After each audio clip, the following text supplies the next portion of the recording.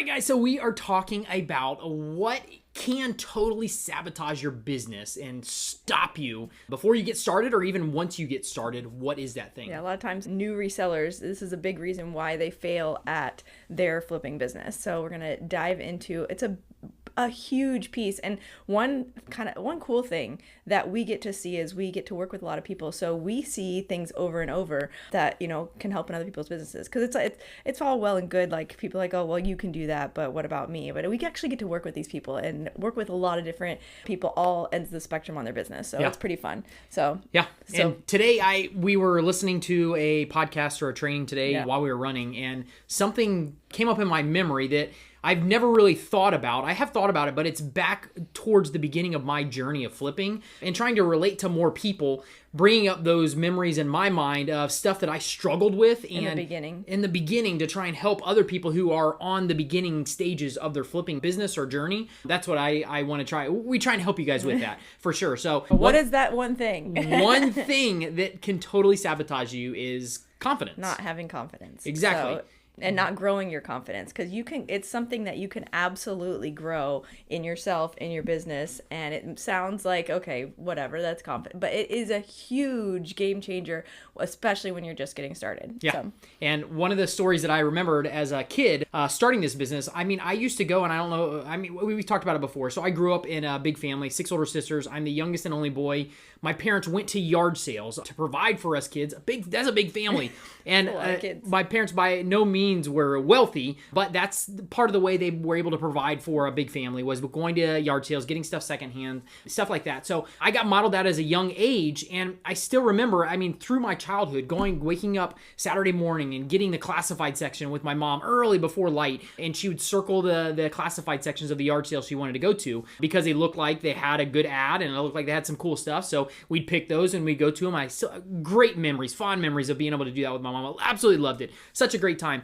But also to the point where I started growing up and getting older, at some point I had to start going to the flea market, into yard sales by myself. My mom was always that. She was like this rock hard, the stone is, I don't know the right word to use, but she was the person who, she didn't fear anything when it came to going to yard sales, going to flea markets, talking to people, and really negotiating. She had a skill set that was amazing, and probably from the years of my childhood that I don't remember that. She built that up. And when I had to go the first time, I still remember my first time going to the flea market by myself. And going into the flea market, going through the vendors and all the lines, like I have one route when I go into the flea market. I go around the whole thing and walk the whole thing and do the whole thing. My first time going, I walked into the flea market, walked around, and just it was like speed walking. I went through the whole thing, didn't talk to anybody because I was so nervous to actually talk to somebody, ask somebody for a price on an item, just because it just felt weird. It felt awkward. I didn't have my mom there to be able to be able to negotiate or do whatever for you. Exactly. Yeah. I could, talk to, hey mom, look at that over there. That's a good deal. My mom would go up and she'd negotiate and stuff like that. So I didn't have that. So needless to say, this was one of the stories that, like I said, I remember it came in my mind this morning thinking about. So you didn't get anything, or you didn't stop at all? No stop, no talk. I didn't do anything. Walked around, spent 20, 30 minutes walking around the whole thing, all the aisles going through it, and then back to the car. And I was like, yeah, that was a waste of time.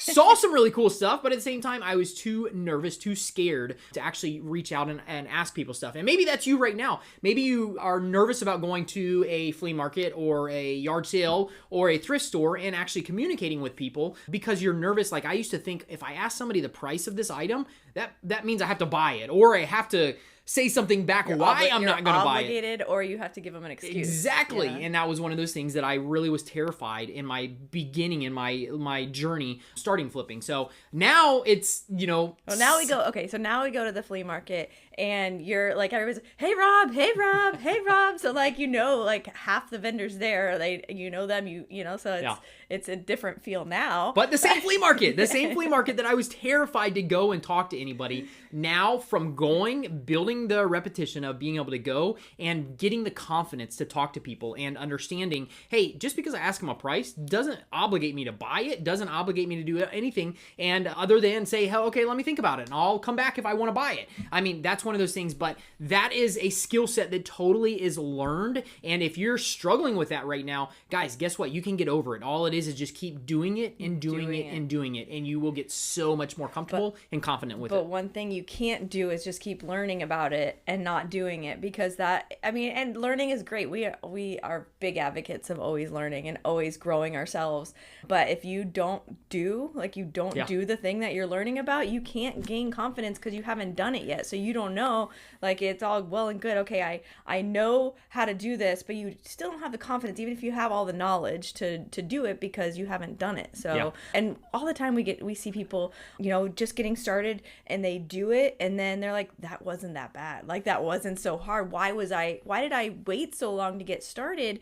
And I think, like, because this business is not, it's a simple business. It's like, not rocket science, guys. Look at me. It's not, I mean, you're finding stuff, you're sourcing stuff, and then you're selling it for a higher price. Like, and it's not that hard. Like, you barely graduated. It's actually fun. It's a lot of fun. High school. Absolutely. Like, you can't really spell very well.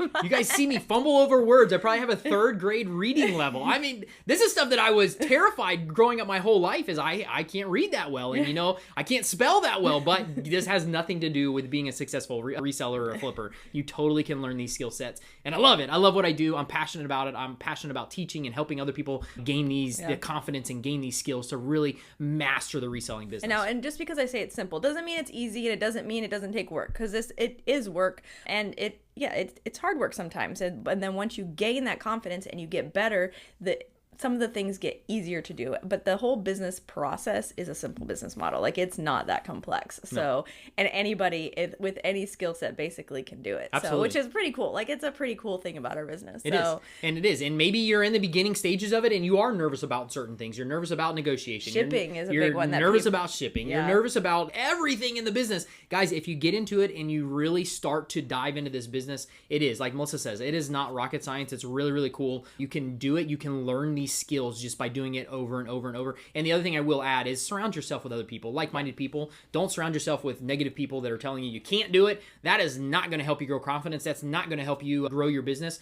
That is a big thing, is surrounding yourself with like-minded people that are there on your side, and they're your cheerleaders. They're telling you guys can do this. Because I'm telling if you don't need a college degree and you don't need all these, you know, these skill sets to do, it's something that you can totally get in, you can learn, and you can get amazing success at it, and fairly quickly. It's not like you're gonna have to go through 4 years of 4 years of college to be able to make some good money at this business. You can totally start learning it and get the results very, very quickly with this business. Yeah.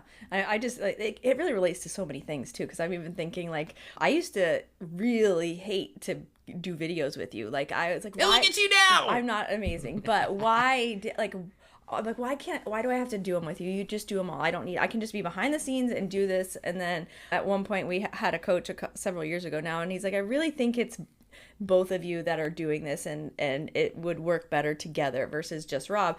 And so I'm like, oh, that means I have to get on video, and I hate video. I hate it so much. But now it's fun. Like, I don't know. I have more confidence. I may still fumble. I'm not perfect. Like, I'm not a perfect speaker or whatever, but I'm not scared to do it anymore. So, but you're looking at thousands of hours of video time between us. And that's the thing is, you have to keep continuing to do it to get better at it. The consistency builds the confidence, builds your business. Absolutely. We were listening to one of your old videos from a long time ago. He's like, hey guys, it's Rob. How are you doing? Like, I know some people don't love your enthusiasm now, which whatever, like, you are who you are, but that was just like, like, hey, how could anybody ever listen to me? It was so just nothing. No, we'll do some throwbacks so you guys can see the original start of our business back when we started coaching people and teaching people, and that's when we got on camera and did stuff, and it's so awkward. It's just ridiculous. It's painful to watch, but it's there, and that's part of our learning story and how we gaining confidence. Learn. Absolutely. I think you also, we talked about this earlier too, I think you also gain confidence the older you get. Like, we were talking about this, we're like, okay, so now we're in our 40s, and like, you don't care as much, I guess, what people think of you, as long as you have your path that you're going. So you can get confidence a lot faster. Absolutely. I feel like so the whole main point of this was to go out and do the thing that you're scared to do, because that's the only way you're going to gain confidence. Get the results. You can't do it by just learning about Yep. it. So, and that's what also we were going to talk about your shipping. Like the first time you shipped a Nordic track, that was one of your first big sales.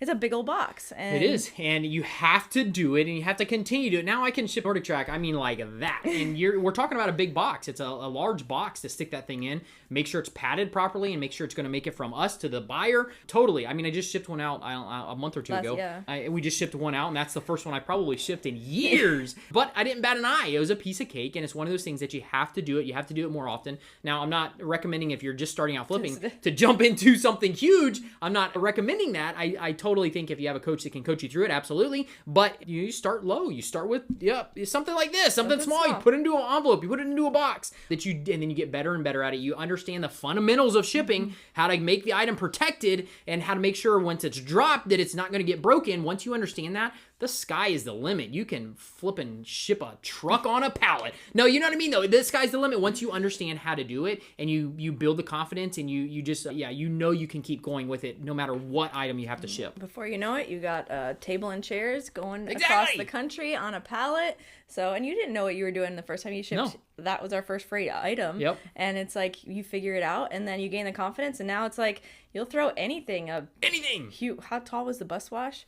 Yeah, I think 13 or 14 foot tall. That was like one of the longest crates you built. We have the Harley Davidson sign. That was one of the tallest crates that you built. Yeah. And that was an interesting one. That was, but I think that barely fit in the back of an 18-wheeler. I want to say it was 7 or 8 foot tall, and that was like 12 foot long. 12 foot! That's how long that sucker was, and 4 foot wide. So monstrous, but that just goes to show, it all started with me doing small items. I started with my mom doing small items and selling them on eBay, baby clothes, She did baby clothes, and baby stuff. And then I went out, and I still remember my first big item that I shipped and sold was a Nordic track, and that's a game changer. Once I got to that, I started growing more and doing bigger stuff and bigger items, and then got into pallets. But you have to see the progression of the journey, and that's how you build your confidence with the journey and keep continuing to do it and getting better and better. And I won't tell you I didn't make mistakes. I made tons of mistakes throughout my journey as a flipper. All learning. Every single thing that you do, when you do make a mistake, you're not going to make it again. Especially if it's a costly mistake, you're not going to make it again. So that's one of those things that you will learn and grow from your mistakes. Yeah, I think the Harley sign you bought for $250 and then sold it for $7,500. Yep. I think and the shipping was like $1,000. You charged the buyer $1,000. I think it cost about that, the materials and the thing, and then the bus wash, you got better at shipping like that, because the Harley was one of the first ones you did, and then the bus wash, which we laid it down. It was super tall, but I laid it on its back, and that's how I shipped it. We sold 2 of them actually, but the first one was, or the second one was $500. You paid, and you sold it for $14,500. That was our biggest sale 2 years ago. $500 to $14,500, guys. Come on. You're gonna figure out how to do a pallet for that, right? That's insane. Who would turn that down on making $14,000? I mean, that's ridiculous. That's a couple months of somebody else's normal salary that they're gonna make a month, and one sale. Come on. I mean, it did take you 3 days to pallet it. It did. But to be fair, 3 days of like 3 or 4 hours a Yeah. day. I'm not working straight through. True. It's me doing it, getting so much done, and then going to pick up the kids from school, and then coming back the next day. So it is, but it was totally doable. We did it, and it was worth it.